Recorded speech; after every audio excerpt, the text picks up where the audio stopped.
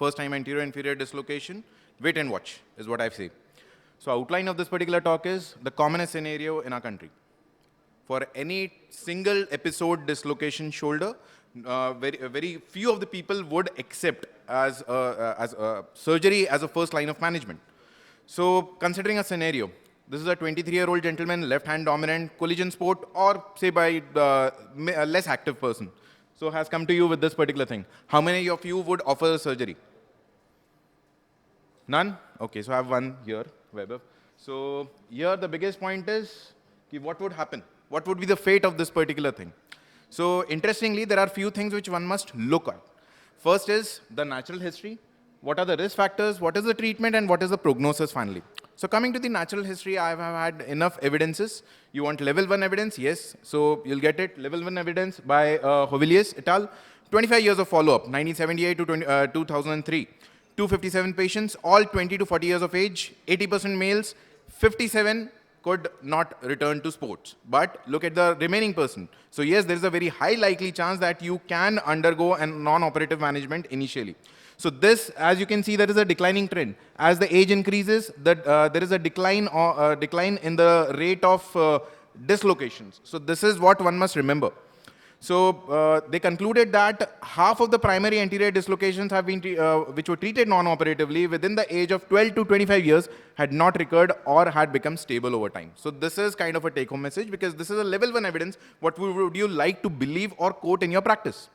Again, level 1 evidence, 252 patients, 85% males, 50% dislocation in less than 25 years. So this is the key take-home message. And only 25% of the dislocators in more than 25 years of age. Again, going back to 1956, the results of operative treatment versus treatment for recurrent dislocation of the shoulder. So this is Rowe who did it. So the patients whose shoulder dislocated once but had no recurrence and no surgery. So the poor chances, 3%. And patient who had a Bankart repair for a recurrent dislocation. So yes, here I am comparing, here he did compare a recurrent dislocation. What he meant by that is more than 2 dislocations in 1956, mind it. Now coming to the risk factors, what are the risk factors actually? So this is a wonderful paper, one must read it, 223 shoulders prospectively reviewed for 25 years. So 257 is what they had and 223 at the end. So 44% were normal. So this is something which is very important.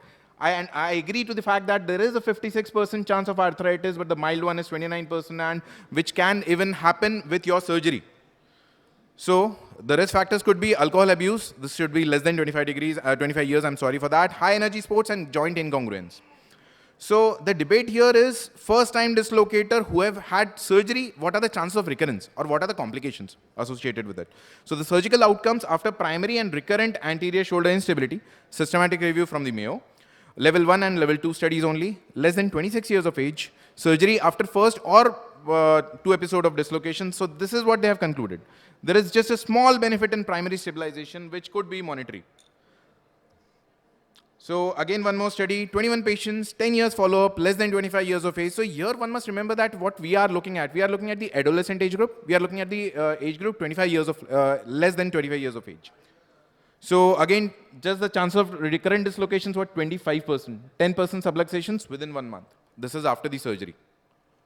Now coming again to the arthroscopic repair versus conservative treatment, first time dislocator, systematic review, you want it, you get it, 2023. Again, 786 participants, golden number. So as the long-term prognosis is comparable, and immediate surgical stabilization might not be suitable for everyone. So this is what you want to know, is what I feel. Again, coming to the treatment part, E.G. Toy, again a psychopath, but an excellent shoulder surgeon. What he recommended way back and published 18 years follow-up, 153 patients, all treated with external rotation brace. So what he meant is 30-degree external rotation, yes, a wonderful thing to do. And what he found is the external rotation group had 26% redislocation rate, whereas the internal rotation, the immobilizer in internal rotation had around 52% of dislocation. But the biggest flaw or the biggest disadvantage practically is that the patient compliance. There is a very less patient compliance in the external rotation group. So the concept, this is the concept, this is what he means, that considering this is the anterior side and this is the Bankart lesion, so what happens in external rotation is because of the tight subscap And because of the tension which happens here, there is a healing process which is happening at the Bankart. So that is what his logic is for the external rotation, is what one must remember. Now, the database. Now, coming to the incidence and recurrence of shoulder dislocation, a nationwide study. This was done in Taiwan, 2018. Again, surgical treatment should be considered for patient with multiple episodes of dislocation. So we have had enough evidence for everything. So the consensus, again, a Delphi approach, knee circle of American Academy, American shoulder and elbow surgeons.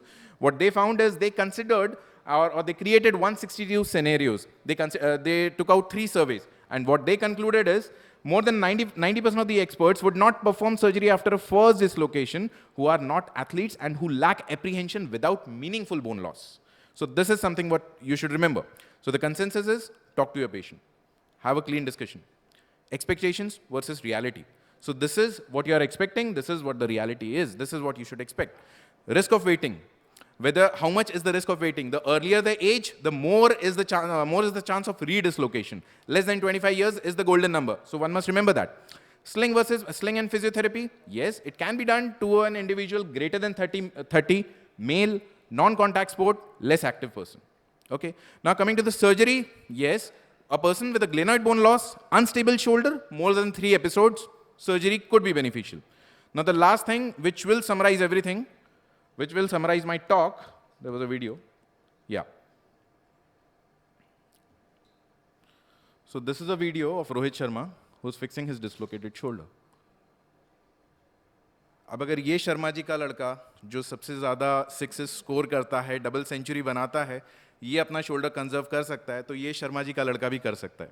This is what I mean to say. Thank you.